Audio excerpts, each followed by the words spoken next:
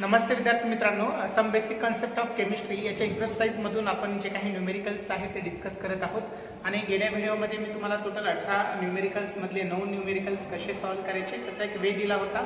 I hope तुम्ही ते पूर्णपणे कॅल्क्युलेशन करून फायनल आन्सर्स पर्यंत पोहोचला असावे. आणि जर नसेल तर तुम्ही प्रयत्न करा. काही डाऊट आले तर मला तुम्ही कॉन्टॅक्ट करा. ठीक आहे. तर आजच्या ह्या व्हिडिओमध्ये आपण उरलेल्या 9 प्रॉब्लेम्स बद्दल डिस्कस करणार आहे. क्वेश्चन नंबर 4 मध्ये हे न्यूमेरिकल्स तुम्हाला सापडतील. तर आपण आज जो प्रॉब्लेम पाहिला, कालपर्यंत आपण A to I इतके प्रॉब्लेम डिस्कस केले होते. तुम्हाला अल्फाबेटचे नंबर्स दिलेले आहेत, अल्फाबेटचे लेटर्स दिलेले आहेत त्याचं सिक्वेन्समध्ये. आणि आपण जर त्यांना न्यूमेरिकल्समध्ये काउंट केलं तर 1 to 18 इतके नंबर आहेत. तर 1 to 9 पर्यंत आपण डिस्कस केले. म्हणजे तुमच्या बुकप्रमाणे A to I यापर्यंत आपण डिस्कस केलेला आहे. आता जे पासून ऑनवर्ड्स आपण आजच्या लेक्चरमध्ये बघू. ठीक आहे. तर जे नंबरचा जो न्यूमेरिकल आहे तो न्यूमेरिकल मी तुमच्याकडे लिहितो पहा. सो न्यूमेरिकल जे नंबर काय आहे पहा. 24 gram of carbon react with some oxygen. 24 gram of carbon reacts with some oxygen. आता ज्यावेळेस प्रॉब्लेम मी लिहून देते हे नोट करून घ्या. आणि नोट करत असताना तुम्हाला रिअलाइज होईल की काहीतरी गिव्हन टर्म्स आहेत आणि काहीतरी मिसिंग टर्म्स आहेत. तर मग गिव्हन टर्म्स कुठल्या, मिसिंग टर्म्स कुठल्या ते समजलं की तुम्ही न्यूमेरिकल चांगल्या पद्धतीने अटेम्प्ट करू शकता. Okay. So 24 gram of carbon react with some oxygen to make 88 gram of carbon dioxide. To make 88 grams of carbon dioxide.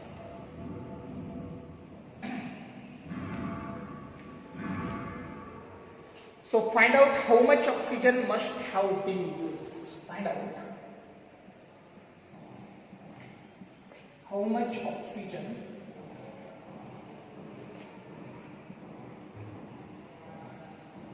must used. ठीक आहे. तिथपर्यंत तुम्हाला स्क्रीनवरती दिसत असावं. Very good. राईट. चल, आता हा प्रॉब्लेम आपल्याला सॉल्व्ह करायचा आहे. एकदा हा प्रॉब्लेम केअरफुली वाचा आणि तुम्हाला ह्या प्रॉब्लेम मध्ये काय काय दिलेलं आहे ते नोट करा. ठीक आहे. तर ह्या प्रॉब्लेम मध्ये पहा, तुम्हाला सांगितलं की 24 ग्रॅम कार्बन तुमचा रिॲक्ट झालेला आहे. आणि ऑक्सिजन सोबत किती ऑक्सिजन आहे ते माहिती नाही, पण कार्बन ऑक्सिजन सोबत रिॲक्ट झाला. कार्बन तुम्हाला किती आहे ते दिलेलं आहे. म्हणजे तुम्हाला कार्बनचं मास दिलेलं आहे. Mass of carbon is equal to 24 grams. आणि तो ऑक्सिजन सोबत रिॲक्ट झाला. त्या ऑक्सिजनचा मास किती आहे ते माहिती नाही, ते आपल्याला फाइंड आउट करायचं आहे. ओके नाही. So how much oxygen must used for that reaction. ठीक आहे. म्हणजे मास ऑफ ऑक्सिजन तुम्हाला शोधायचा आहे. ऑक्सिजन हा नेहमी O2च्या फॉर्म मध्ये असतो, हे तुम्हाला शोधायचं आहे. ऑक्सिजन हा मोनोएटॉमिक फॉर्म मध्ये नसतो. जसा कार्बन तुम्ही सिंगल लिहू शकता, परंतु ऑक्सिजन नेहमी आपल्याला O2च्या फॉर्म मध्ये लिहावा. ठीक आहे. आता ह्यासाठी अजून काय दिलं तुम्हाला पहा. अजून हे दिलं की कार्बन जो रिॲक्ट झालेला आहे काही प्रमाण ऑक्सिजन सोबत, ते आपल्याला शोधायचं आहे. तर त्या दोघांच्या रिॲक्शनमुळे काय तयार झालं पहा. 88 ग्रॅम इतका कार्बन डायऑक्साईड तयार झाला. म्हणजे तुम्हाला काय दिलेलं आहे. मास ऑफ कार्बन डायऑक्साईड हे तुम्हाला दिलेलं आहे 88 ग्रॅम. आता ह्या दोन गिव्हन मास वरून आपल्याला ऑक्सिजनचं मास काढायचं. तर सोल्युशन कसं करायचं पहा. सोल्युशन करण्यासाठी तुम्ही पहिल्यांदा जे रिॲक्शन न्यूमेरिकल मध्ये सांगितलेले आहे ते रिॲक्शन नोट करून घ्या. तर रिॲक्शन काय सांगितली. कार्बन आणि ऑक्सिजन ह्या दोघांची तुम्हाला रिॲक्शन करायची आणि ह्या दोघांपासून कार्बन डायऑक्साईड फॉर्म करायचं. ही ती दिलेली रिॲक्शन आहे. So when carbon react with how much carbon 24 gram of carbon react with x gram of oxygen two produce 88 gram of carbon dioxide. मग हा आपल्याला शोधायचा. ठीक आहे. ही व्हॅल्यू आपल्याला शोधायची. लक्षात आले. आता ही व्हॅल्यू शोधण्यासाठी आपण काय करणार आहोत पहा. ही व्हॅल्यू शोधण्यासाठी आपण पहिल्यांदा ही जी रिॲक्शन आहे ती 1 मोल साठी कन्सिडर करू. आता ही जी आहे ती गिव्हन मासेसला दिलेली आहे. आपल्याला काय करायची 1 मोल साठी कन्सिडर करायची. मग इकडे पहा, मी तुम्हाला तीच रिॲक्शन 1 मोल साठी कशी असेल ती लिहितो. Carbon plus oxygen reduce carbon dioxide. ठीक आहे. आता हा जो कार्बन आहे ह्या रिॲक्शन मध्ये 1 मोल इतका जर वापरला तर 1 मोलचं मास किती असतं. 12 ग्रॅम. कार्बनचं एका मोलचं, एका ॲटमचं मास असतं 12 ग्रॅम. ऑक्सिजनचं एका मॉलिक्यूलचं मोलार मास किती असतं. एका ऑक्सिजनचं 16 तर 2 ऑक्सिजनचं 32 ग्रॅम. 32 ग्रॅम. आणि कार्बन डायऑक्साईडचं मास कॅल्क्युलेट केलं, कार्बनचं 12 आणि ऑक्सिजनचं, एका ऑक्सिजनचं 16, 2 ऑक्सिजनचं 32 आणि 12, हे टोटल होईल 44. तर हे स्टँडर्ड रिॲक्शन आहे. एक मोल तुमचा प्रोड्यूस होतो, रिॲक्शन पूर्णपणे बॅलन्स आहे. म्हणजे एखाद्या रिॲक्शनमध्ये 12 ग्रॅम म्हणजे 1 मोल, 12 ग्रॅम म्हणजे काय झाला 1 मोल झाला कार्बनचा, 32 ग्रॅम ऑफ ऑक्सिजन म्हणजे पण 1 मोल, आणि कार्बन डायऑक्साईड 44 ग्रॅम हा पण काय झाला 1 मोल. म्हणजे 1 मोल इतका कार्बन 1 मोल इतका ऑक्सिजन सोबत रिॲक्ट 1 मोल इतका कार्बन डायऑक्साईड प्रोड्यूस करतो. म्हणजे 12 ग्रॅम 32 ग्रॅम सोबत 44 ग्रॅम प्रोड्यूस करतो. ठीक आहे. मग आता आपल्याला हे शोधायचं आहे की 32 ग्रॅम ऑक्सिजन जर 44 ग्रॅम इतका ऑक्सिजन जो आहे तो CO2 मध्ये 32 ग्रॅम जर वापरला तर 44 ग्रॅम प्रोड्यूस करतो. मग आपल्याला इथं किती दिलंय त्यांनी, इथं किती दिलंय 88 ग्रॅम दिला. मग 88 ग्रॅम साठी हे किती असेल हे आपण क्रॉस मल्टिप्लिकेशन काय करू शकतो, फाइंड आउट करू शकतो. ओके. म्हणजे 32 ग्रॅम जर 44 कार्बन डायऑक्साईड फॉर्म करेल तर 88 ग्रॅम इतका फॉर्म होण्यासाठी किती ग्रॅम लागेल ऑक्सिजनची. अशा पद्धतीने तुम्ही हा प्रॉब्लेम सॉल्व्ह करा आणि एक्सची व्हॅल्यू फाइंड आउट करा. ठीक आहे. So this is the very simple. Next number 11.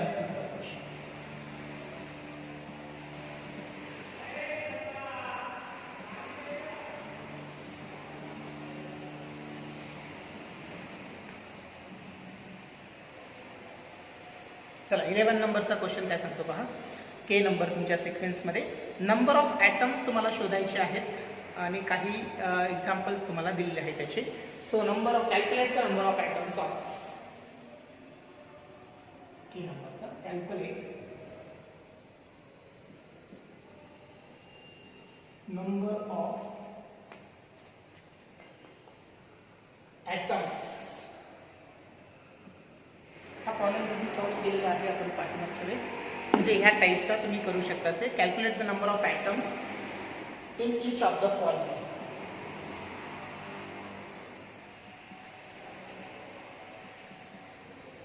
आणि यासाठी काही गिवन त्यांनी टर्म्स दिलेले आहेत.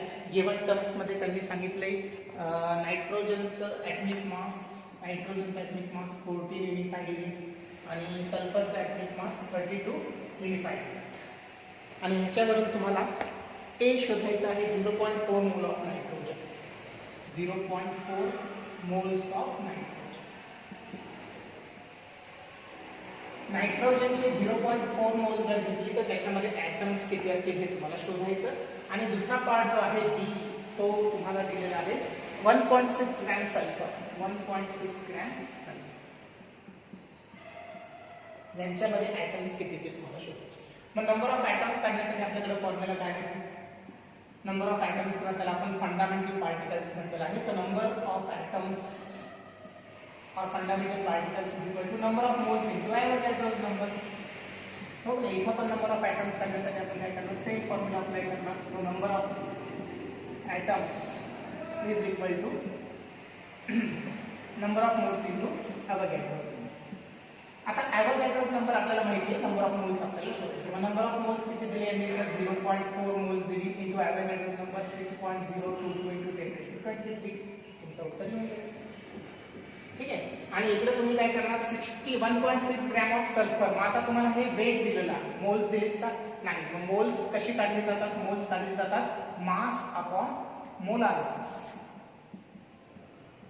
Into an Avogadro's number. म्हणजे एक स्टेप तुम्हाला एक्स्ट्रा काढावी लागेल, ग्रॅम्स वरून पहिल्यांदा मोल्स काढावे लागतील. मग ग्रॅम्स तुमचं मास झालं 1.6 ग्रॅम आणि सल्फरचं मोलार मास किती असतं तर ते दिले. सल्फरचं मोलार मास किती असतं 32. ठीक आहे, 32 ग्रॅम. म्हणजे तुम्ही काय करा कॅल्क्युलेशनसाठी यूज करा Avogadro's नंबर, तर आपल्याला माहिती आहे. या पद्धतीने तुम्ही जर गेला तर तुम्हाला okay. So this is the very simple problem. Next number L.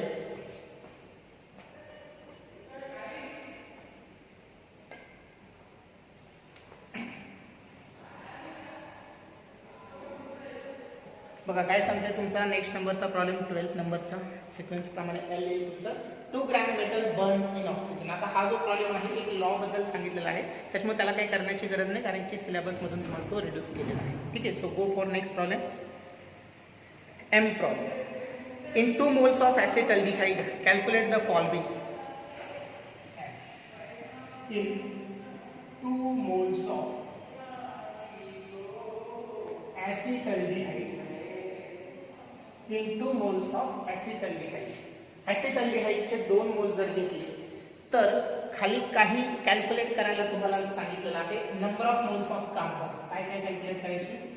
Number of moles of carbon, त्यानंतर number of moles of hydrogen, number of moles of hydrogen, त्यानंतर number of moles of oxygen, number of moles of oxygen, आणि त्यानंतर शेवटी तुम्हाला molecules calculate करायला सांगितले ऍसिडल्डिहाइडचे. तर molecules नंतर काढू, आपण पहिल्यांदा मोल्स काढू. ठीक आहे, तर मोल्स काढण्यासाठी काय फॉर्म्युला आहे सांगा? मोल्स काढण्यासाठी फॉर्म्युला आहे मास अपॉन मोलार मास. ओके, मग आता मास तुम्हाला काढायचं, त्यासाठी दिले काय तुम्हाला?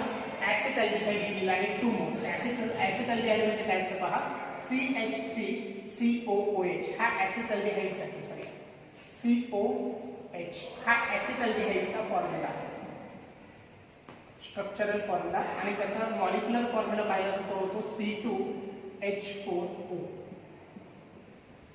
ठीक आहे, मग आता हा प्रॉब्लेम सॉल्व्ह करण्यासाठी ऍसिडल्डिहाइड काय असतो ते तुम्हाला माहिती पाहिजे ना. ऍसिडल्डिहाइड इज द C2H4O, आणि याचे किती मोल्स घेतले त्यांनी? 2 मोल घेतले. मग 2 मोल घेतले तर कार्बन किती होईल? 4, हायड्रोजन किती होईल? 8, आणि ऑक्सिजन किती होईल? 2. 2 मोल ऍसिडल्डिहाइडचे घेतले तर कार्बन होतील 4, हायड्रोजन होतील 8, आणि ऑक्सिजन होतील 2. राईट. मग आता तुम्हाला काय शोधायचे? मोल्स ऑफ कार्बन शोधायचे. 2 मोल्स ऍसिडल्डिहाइड मध्ये कार्बनची किती मोल? मग कार्बनचा मास किती पहा बरं. कार्बन किती? 2 मोल मध्ये 4 कार्बनचे ऍटम, एका कार्बनचा मास असतं किती? 12. हो का नाही? तर 4 ऍटमचे किती होईल? 4 मल्टिप्लाइड बाय 12, आणि डिवाइडेड बाय मोलार मास. कार्बनचा मोलार मास किती असतं? 12 ग्रॅम. हो नाही, मोलार मास म्हणजे 1 मोल साठीचा मास, म्हणजे ॲटॉमिक मास आहे, तेच आपण मोलार मास म्हणतो. 12 ग्रॅम युनिफाईड युनिट, तेच मोलार मास मध्ये 12 ग्रॅम होतो. ठीक आहे, तर हे झालं number of moles of carbon. तसंच हायड्रोजनचे मोल्स काढले. Number of moles of hydrogen is equal to mass of hydrogen upon molar mass of hydrogen. Mass of hydrogen किती इथं पहा? 8. हो का नाही? 8, आणि त्याचा ॲटॉमिक नंबर पण किती आहे? ॲटॉमिक मास नंबर पण 1. हो का नाही? So divided by molar mass of hydrogen is 1. आणि मोल्स ऑफ ऑक्सिजन कसे काढणार? Moles of oxygen is equal to mass of oxygen upon molar mass of oxygen. Mass of oxygen किती आहे? Mass of oxygen किती आहे? 2 ऑक्सिजनचे item आहेत ना, मग एका ऑक्सिजनसाठी 16 असतं, 2 साठी 16 × 2 करणार, आणि मोलार मास एका ऑक्सिजनचं असतं 60. ठीक आहे, अशा पद्धतीने तुम्ही काय करणार? नंबर ऑफ मोल्स काढून घेणार प्रत्येकाची. आणि अजून तुम्हाला काय काढायला सांगितलं? A, B, C, आणि D मध्ये अजून एक काढायला सांगितले मॉलिक्युल्स इन ऍसिडल्डिहाइड.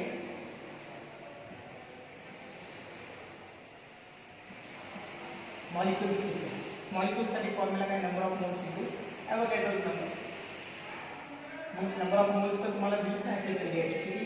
2 मोल, एकदम सुरुवातीला 2 मोल्स. मग त्याला फक्त ॲव्होगॅड्रोज नंबरने मल्टिप्लाय करायचं. 6.022 × 10⁻². तुम्हाला काय करेल? उत्तर भेटून जाईल. तर हे आहे तुमचा M नंबरचा प्रॉब्लेम. पुढे जर गेला तर तुम्हाला N नंबरच्या प्रॉब्लेममध्ये नंबर ऑफ मोल्स विचारलेली आहेत, आणि 2 वेट दिलेले आहे, 18 ग्रॅमला आणि 10 ग्रॅमला. हा पण प्रॉब्लेम तुम्ही एकदम इझिली करू शकता. मोल्स काढायचे आहे, तर जे मास आहे त्याला त्याच्या मोलार मासने काय करायचं? डिवाइड करायचं. ठीक आहे. मॅग्नेशियम ऑक्साईड आहे. मॅग्नेशियम ऑक्साईड तुम्हाला नाव दिलं, तुम्हाला त्याचा फॉर्म्युला आला पाहिजे. मॅग्नेशियम ऑक्साईडचा फॉर्म्युला असतो MgO. ठीक आहे, मॅग्नेशियम ऑक्साईड जो आहे त्याचा फॉर्म्युला असतो MgO. आणि ह्या मॅग्नेशियम ऑक्साईडचे 2 मास दिली. पहिलं दिलंय 10 ग्रॅम, आणि दुसरं दिलं, सॉरी, पहिलं दिलं 80 ग्रॅम, आणि दुसरं दिलं 10. एकदा दिलं 80 ग्रॅम, आणि दुसऱ्यांदा दिलं 10 ग्रॅम. आता तुम्हाला 80 ग्रॅम इतक्या मॅग्नेशियम ऑक्साईड मध्ये नंबर ऑफ मोल्स किती, असाच प्रश्न आहे की नाही? Number of moles. Okay, right. Number of moles किती ते शोधायची, आणि 10 ग्रॅम मध्ये पण नंबर ऑफ मोल्स किती आहे ते शोधायची. So number of moles is equal to mass upon molar mass. Mass किती आहे? 80. ठीक आहे, इथं पण मास किती आहे 10. त्याला फक्त मोलार मासने डिवाइड करायचं. मॅग्नेशियम ऑक्साईडचं मोलार मास दोन्ही ठिकाणी सेम असेल तो. मग मोलार माससाठी काय करतो, मॅग्नेशियमचं मास घेतो आणि त्याच्यामध्ये ऑक्सिजनचं मास ऍड करतो. तर मॅग्नेशियमचं मास तुम्हाला गिव्हनमध्ये दिलेलं आहे, किती दिले 24. ओके, मग मॅग्नेशियमचं मास असतं 24, ऑक्सिजनचं मास असतं 60. ह्या दोघांची जर बेरीज केली तर किती होते 30 आणि 40 ग्रॅम. ह्या दोघांना आपण काय करायचं, दोघांनी डिवाइड करायचं. जे काही आन्सर असते असते तुमचे नंबर ऑफ मोल्स. ठीक आहे, हा ही प्रॉब्लेम एकदम सोपा आहे. पुढेचा ओ नंबरचा प्रॉब्लेम आहे. What is volume of carbon dioxide occupying by 5 moles and 0.5 moles of carbon dioxide. Carbon डायऑक्साईडचं व्हॉल्यूम किती हे तुम्हाला विचारतो. किती नंबरचा प्रॉब्लेम आहे हा, ओ नंबरचा. What is the volume of carbon dioxide आणि दिलंय काय तुम्हाला 5 मोल्स आणि 0.5 मोल्स कार्बन डायऑक्साईड. एकदा तुम्हाला 5 मोल्स दिली कार्बन डायऑक्साईडची आणि एकदा तुम्हाला दिली 0.5 मोल्स कार्बन डायऑक्साईड. आणि याच्यानं तुम्हाला काय करायचं, व्हॉल्यूम शोधायचं. मग नंबर आणि व्हॉल्यूमचं रिलेशनशिप वापरायचं. Number of moles is equal to volume upon 22.4. Okay, मग आता नंबर ऑफ मोल्स दिलेले आहे, हीसाठी रिअरेंज करा आणि इथे same formula. Number of moles is equal to volume upon 22.4. मग नंबर ऑफ मोल्स आहे 5, व्हॉल्यूम तुम्हाला शोधायचं आपण 22.4. मग व्हॉल्यूमसाठी रिअरेंज केलं तर 5 मल्टिप्लाय बाय 22.4 आणि इथे चेक करा. B is equal to number of moles आहे 0.5 मल्टिप्लाय बाय 22. सोपे सोपे न्यूमेरिकल्स आहेत एकदम. ठीक आहे, चलो पुढे 3 नंबरचा न्यूमेरिकल तुम्हाला दिला. Calculate the mass of potassium chlorate required to liberate 6.72 decimetre cube of oxygen. बघा हा पण प्रॉब्लेम सोपा आहे. फक्त तुम्हाला एक ट्रिक त्याच्यामध्ये लक्षात आली पाहिजे. ट्रिक नाही म्हणते ना त्याला, जे हिंट दिलेली आहे हिंट तुम्हाला लक्षात आली पाहिजे. प्रॉब्लेम काय आहे पहा, समजून घ्या. Calculate the mass of potassium chlorate.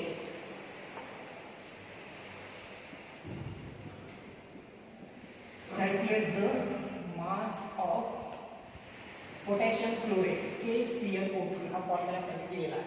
त्यानंतर नाव दिलं शेवटी formula. So potassium chlorate required to liberate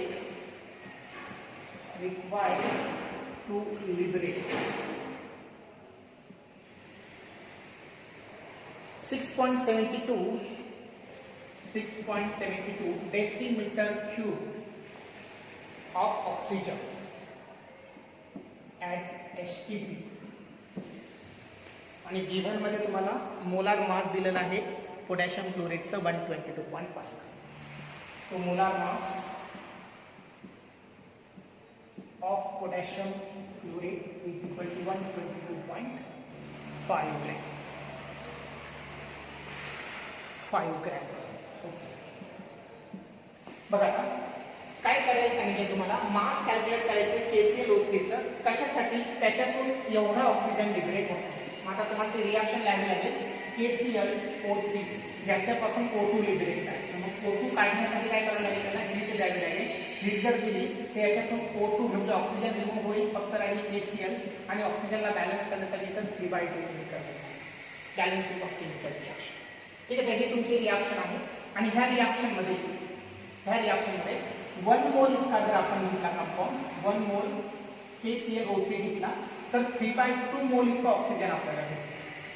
ठीक आहे, 1 मोल घेतला तर 3/2 मोल इतका ऑक्सिजन भेटतो. मग 1 मोल म्हणजे किती देतात दिलेलं आहे ना, 122.5 ग्रॅम. त्याच्यासाठी 3/2 मोल्स म्हणजे काय, 3/2. आता मोल्स वरून मास काढायचं.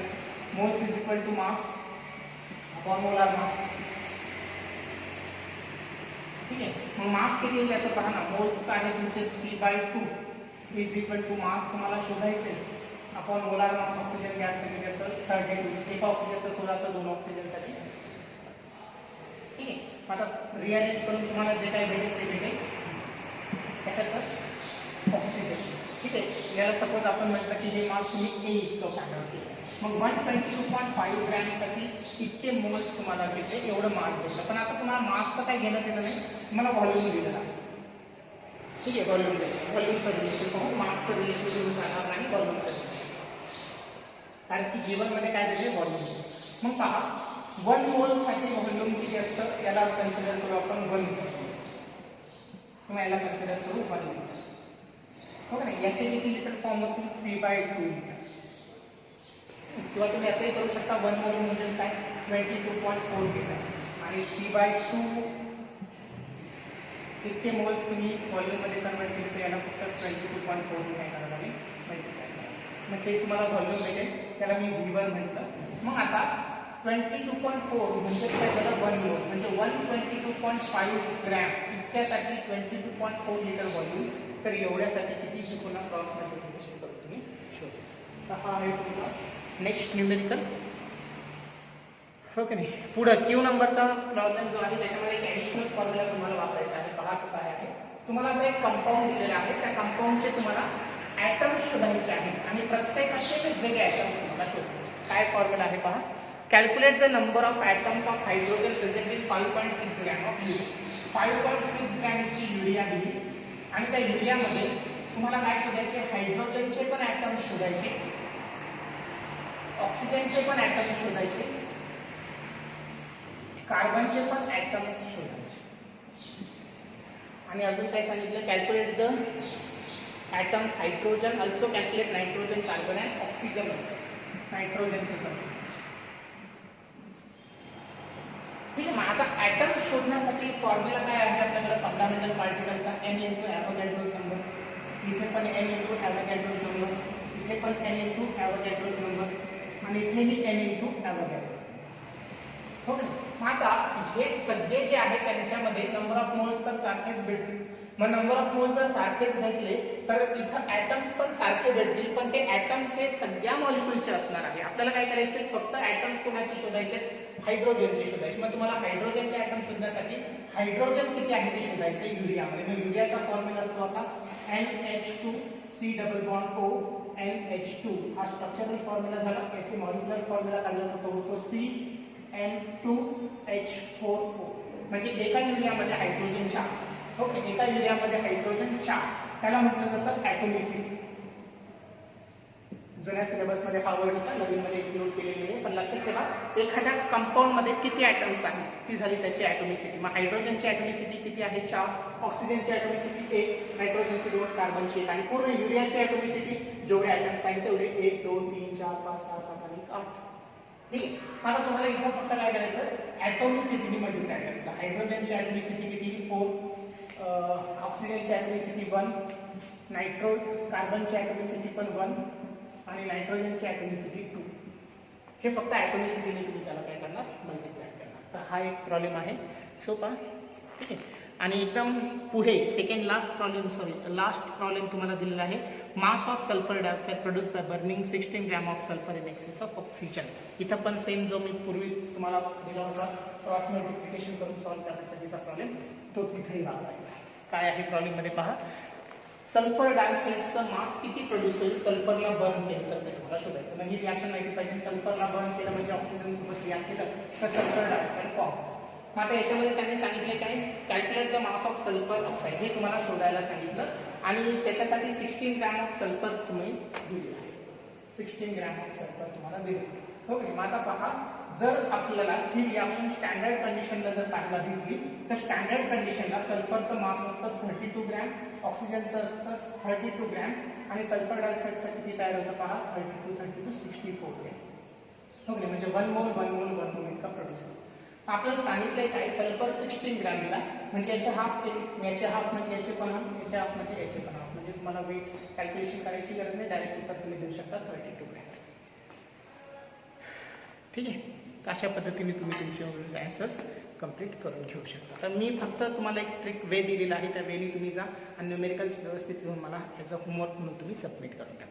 ठीक आहे. आणि कुठल्याही न्यूमेरिकलला डाऊट असेल तर बिनधास्त मला फोन करा किंवा मला मेसेज करा. मी जर फ्री असेल तर तुम्हाला कॉल करेल किंवा तुम्हाला नंतर कॉल करायला सांगितलं जाईल. ठीक आहे. परंतु तुम्ही कुठला प्रॉब्लेम आला म्हणजे सोडून द्यायचं असं करू नका. ठीक आहे. So this is all for some basic concept of chemistry. याच्यामध्ये अजून एक पॉईंट पण होता लिमिटिंग आणि एक्सेस रिएजन म्हणून, पण तोही सिलेबसमधून रिड्यूस केलेला आहे. पण तरी पण एक लक्षात ठेवा ॲडिशनल पॉईंट, कारण की पुढे गेल्यावरती वापरायला लागेल तुम्हाला कदाचित. लिमिटिंग रिएजन आणि एक्सेस रिएजन. तर एखादे रिॲक्शन होत असल्यावरती रिॲक्टंट किती लागतात, सगळेचे सगळे रिॲक्टंट कन्वर्ट होत असतील प्रॉडक्टमध्ये तर वेल अँड गुड आहे. त्या रिॲक्शनमध्ये कुठलाही लिमिटिंग आणि कुठला एक्सेस रिएजन नसतो.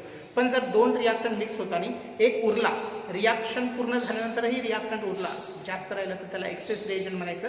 आणि रिॲक्शन होण्यासाठी जेवढा इनफ आहे तेवढा इनफ नसेल, त्याच्यापेक्षा कमी अमाऊंट जर आपल्याला दिलेली असेल तर त्याला लिमिटिंग रिएजंट म्हणायचं. एक सोपं उदाहरण देतो मी, पहा. सपोज नायट्रोजन गॅस आणि हायड्रोजन गॅस मी कंबाईन केले आणि अमोनियाचं फॉर्मेशन केलं. ठीक आहे, मग नायट्रोजन 2 लागले म्हणून अमोनिया 2 मॉलिक्युल तयार झाले, हायड्रोजनचे 3 मोल सांगते. तर इथं काय आहे ह्या रिॲक्शनला 1 मोल नायट्रोजन 3 मोल हायड्रोजन सोबत रिॲक्ट झाला तर 2 मोल अमोनिया तयार झाला. मग आता याच्यापेक्षा मी 3 मोल पेक्षा 2च मोल वापरले तर हा काय झाला लिमिटिंग रिएजंट, कारण की जेवढे गरजेचे आहे त्याच्यापेक्षा कमी घेतले. ठीक आहे, आणि जर मी ह्या 3 पेक्षा जर मी 6 मोल वापरले तर काय झाला हा एक्सेस रिएजंट आणि हा काय झाला लिमिटिंग रिएजंट. समजले? म्हणजे 2 रिॲक्टंट असतील तर जेवढं एक रिॲक्ट होण्यासाठी गरजेचं आहे त्याच्यापेक्षा कमी जर असेल तर तो लिमिटिंग आणि त्याच्यापेक्षा एक्सेस जर असेल तर एक्सेस रिएजंट. तर ही सोपीशी कन्सेप्ट आहे आणि यानुसार तुम्हाला तुमच्या स्टडीमध्ये इम्प्लिमेंट करायची. Okay, so this is all for some basic concept of chemistry. आणि आपण जो नवीन लेसन सुरू केलेला आहे तो नेक्स्ट लेक्चरपासून आपण कंटिन्यू करू. Okay, so bye bye and have a nice day.